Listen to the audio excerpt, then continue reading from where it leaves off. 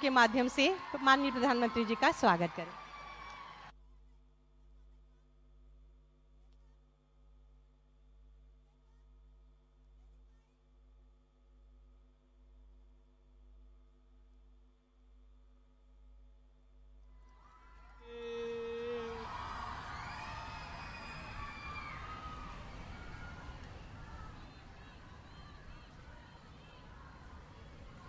मंच पर विराजमान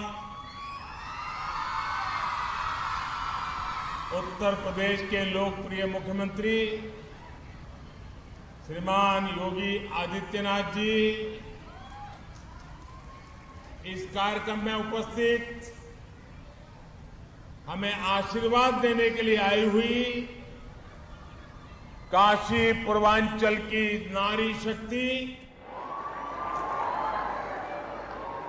हमारी काशी माता कुष्मांडा,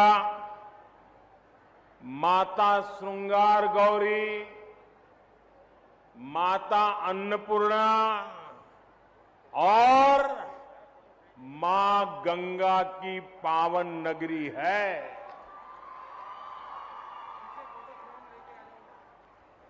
यहां के कण कण में मातृशक्ति की महिमा जुड़ी हुई है। विंध्यवासिनी देवी भी बनारस से बहुत दूर नहीं है। काशी नगरी देवी अहल्याबाई होलकर के पुण्य कार्यों और प्रबंध कौशल की भी साक्षी रही है। इसलिए संसद में नारी शक्ति वंदन अधिनियम जैसा ऐतिहासिक कानून पास होने के बाद सबसे पहले काशी में आप सबके आशीर्वाद लेने आया हूं और ये मेरा सौभाग्य है कि इतनी बड़ी तादाद में आप हमें आशीर्वाद दे रहे हैं। संयोग से कुछ ही समय में दुर्गा पूजा का उत्सव भी शुरू होने वाला है। बनारस में जगह जगह दुर्गा पंडाल की तैयारी चल रही है। नारी शक्ति वंदन अधिनियम ने इस बार नवरात्रि के उत्साह को और भी कई गुना बढ़ा दिया है। इस कानून से देश के लिए महिला विकास के नए रास्ते खुलेंगे। लोकसभा और विधानसभा में महिलाओं की उपस्थिति बढ़ेगी। मैं उस उपलब्धि के लिए आपको भी और देश भर की माताओं बहनों को आज काशी की पवित्र धरती से हृदय से बहुत बहुत बधाई देता हूं।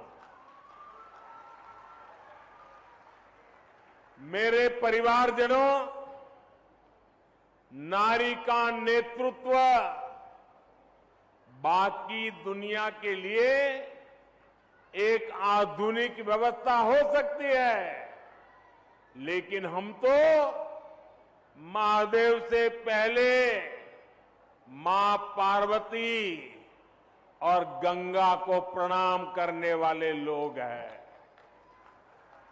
हमारी यही काशी रानी लक्ष्मीबाई जैसी वीरांगना की जन्मभूमि भी है। आजादी की लड़ाई में लक्ष्मीबाई जैसी वीरांगनाओं से लेकर आधुनिक भारत में मिशन चंद्रयान को लीड करने वाली महिला वैज्ञानिकों तक नारी नेतृत्व का सामर्थ्य क्या होता है, ये हमने हर कालखंड में साबित किया है। आप नारी शक्ति बंधन अधिनियम को ही लीजिए। 3 दशकों से ये कानून लटका हुआ था, लेकिन आज ये आपकी ही ताकत है कि सदन में, संसद के दोनों सदनों में ऐसी ऐसी पार्टियों को इसका समर्थन में आना पड़ा जो पहले इसका भरपूर विरोध करते थकते नहीं थे। और इसलिए आप माताओं बहनों में जो जागरूक बनी है, आप एक बनी है, एकजुट बनी है, ये हिंदुस्तान की सभी राजनीतिक पार्टियां अब आपसे डर रही है, कांप रही है और इसीलिए बिल पास किया है। ये आपकी ताकत है। अब नारी शक्ति बंधन अधिनियम रिकॉर्ड वोटों से पारित हुआ है और आपके आशीर्वाद से इसका सौभाग्य आपके काशी के एमपी को मिला है। मेरे परिवारजनों, बीते 9 वर्षों में हमने महिलाओं के पूरे जीवन को, उनके सपनों को केंद्र में रखकर काम किया है। अभी मंच पर जो माताएं बहनें मुझे आशीर्वाद देने आई थी, किसी को कैंसर में मदद पहुंच गई, किसी को किडनी की बीमारी थी, मदद पहुंच गई, किसी को घर मिल गया, किसी रेहड़ी पटरी वालों को बैंक से लोन मिल गया। वे इतने भाव विभोर थे कि माताओं बहनों के लिए जो काम हो रहा है वो देश की शक्ति बढ़ा रहा है। बनारस में 2,30,000 से ज्यादा महिलाओं को 2,30,000 से ज्यादा उज्ज्वला योजना का लाभ मिला है। उज्ज्वला योजना की लाभार्थी महिलाओं को अब प्रति सिलेंडर सरकार से 400 रुपये की सब्सिडी भी मिल रही है। भाजपा सरकार के दौरान यहां बनारस में पीएम आवास योजना के तहत 75,000 पक्के घर बना के गरीबों को दिए गए हैं। इनमें से ज्यादातर घर आप हमारी महिलाओं, माताओं, बहनों के नाम पर है। आप भी जानती हैं कि हमारे यहां महिलाओं के नाम संपत्ति रखने की परंपरा कम ही रही है। गाड़ी खरीदनी हो तो पुरुष के नाम, जमीन खरीदनी हो तो पुरुष के नाम, दुकान खरीदनी हो तो पुरुष का नाम, घर खरीदना हो पुरुष का नाम। हमारे यहां यही चला करता था, लेकिन मोदी ने आकर देश की माताओं, बहनों, बेटियों के नाम संपत्ति की परंपरा शुरू की है। हमने पीएम आवास योजना में महिलाओं के नाम भी घर देने का प्रावधान किया। इस वजह से आज काशी में भी हजारों महिलाओं के नाम अब घर की रजिस्ट्री हुई है। इससे परिवार में, समाज में उनकी अहमियत भी बढ़ी है। मेरे परिवारजनों, आज खेल के मैदान से लेकर राफेल उड़ाने तक हर जगह हमारी बेटियां कमाल कर रही है। जब महिलाओं को समान अवसर मिलते हैं तो विकास को कितनी गति मिलती है, हमारा बनारस इसका साक्षी है। हमने मुद्रा योजना शुरू की। बनारस में हजारों महिलाओं को मुद्रा योजना से लाभ मिला।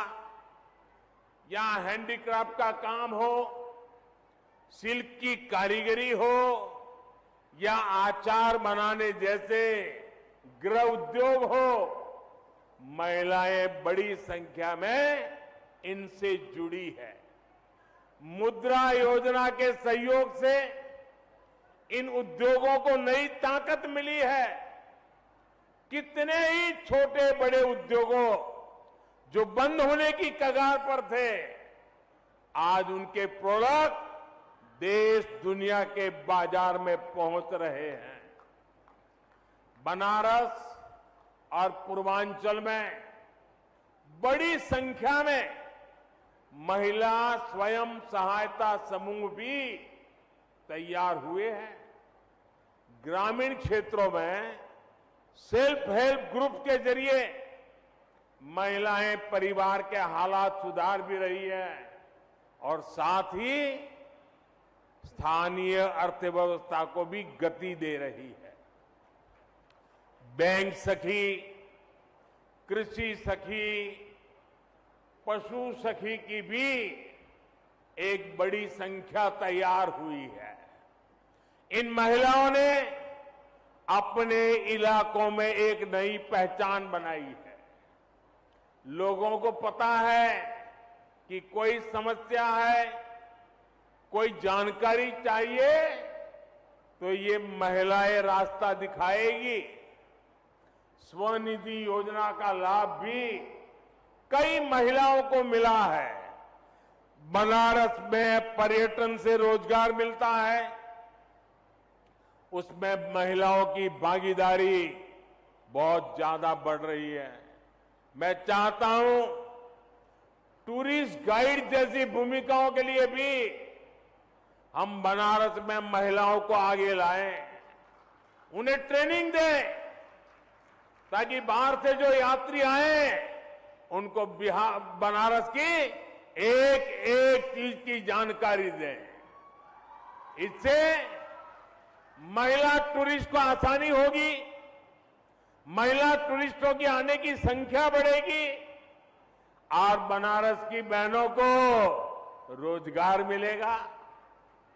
मेरे परिवारजनों, नारी शक्ति वंदन अधिनियम एक व्यापक विजन वाला कानून है। इस कानून की ताकत तब बढ़ेगी जब समाज से लेकर परिवार तक हर स्तर पर महिलाओं के लिए आगे बढ़ने के अवसर भी बढ़ेंगे। हमें ऐसा समाज तैयार करना है जिसमें नारी को आगे बढ़ने के लिए किसी के सहयोग की भी जरूरत न पड़े। इसके लिए कानूनी प्रयास भी जरूरी है और सांस्कृतिक मूल्यों को भी मजबूत करना जरूरी है। इसलिए इस कानून का नाम नारी शक्ति वंदन अधिनियम, नारी शक्ति वंदन अधिनियम रखा गया है। हालांकि कुछ लोगों को इसमें भी वंदन सबसे परेशानी है। अब माताओं बहनों को वंदन नहीं करेंगे तो क्या करेंगे जी? ये लोग नहीं समझ पाते कि नारी के वंदन का, उसके सम्मान का अर्थ क्या है। लेकिन हमें इस तरह की नकारात्मक सोच से बचते हुए अपने लक्ष्य पर फोकस करना है। मुझे विश्वास है हमारी माताओं बहनों के आशीर्वाद से देश अमृत काल में इसी तरह आगे बढ़ता रहेगा, बड़े निर्णय लेता रहेगा। आप इतनी बड़ी तादाद में आए, हमें आशीर्वाद दिए और मैं तो हमेशा कहता हूं कि माताओं बहनों की शक्ति ये मेरा बहुत बड़ा सुरक्षा कवच है। आपके आशीर्वाद यही मेरी सबसे बड़ी ऊर्जा है। मैं फिर एक बार आप सबका बहुत बहुत धन्यवाद करता हूं। नमः पार्वती पते, हर हर महादेव। बहुत बहुत धन्यवाद।